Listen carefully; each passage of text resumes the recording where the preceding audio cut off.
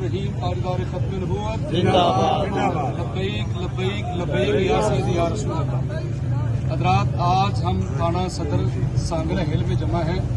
ہمارا جمع ہونے کا مقصد یہ تھا کہ ایک سال پہلے سانگلہ سٹی سانگلہ ہل کے اندر جو مرزائیوں کا معبد خانہ ہے اس کے اوپر شاعر اسلام کا غلط استعمال کیا گیا تھا، جو کہ قانون پاکستان کے مطابق غیر آئینی ہے اور مسلمانوں کی دل آزاری کا باعث ہے۔ ایک سال پہلے ہم نے درخواست دائر کی تھی 332 کی تنظیمی باڈی کے 2 ممبران نے، جس پر ڈی سی او صاحب نے اس کو مارک کیا کہ مینار گرائے جائیں۔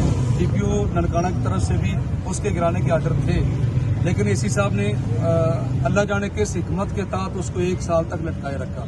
اس کے بعد ہم نے پھر پرسوں نئی ایک درخواست دی ہے جو کہ چک نمبر 43 مرڑ کے اندر اور چوڑا والا اور دیگر قربہ جوہار کے کافی دیہات کے اندر یہ معاملہ ہے۔ جب یہ بات چلی تو مختلف دیہاتوں سے لوگ آ گئے کہ ہمارے گاؤں کے اندر بھی یہ شاعر اسلام کا غلط استعمال ہو رہا ہے غیر مسلم قادیانیوں کی معبد خانوں پر، جو کہ مسلمانوں کے دل آزاری کا باعث ہے اور مسلمانوں کے لیے انتہائی تکلیف کا باعث ہے۔ آج ہم تھانہ صدر کے اندر آئے ہیں۔ ایس ایچ او صاحب تھانہ صدر نے ہمیں یقین دہانی دلائی کرائی ہے کہ انشاءاللہ منڈے کو 4 بجے تک افسران بالا سے رابطہ کر کے ہم آپ کو ایف آئی آر دیں گے اور جو بھی لاہی عمل ہوگا ہم اپنا بتائیں گے۔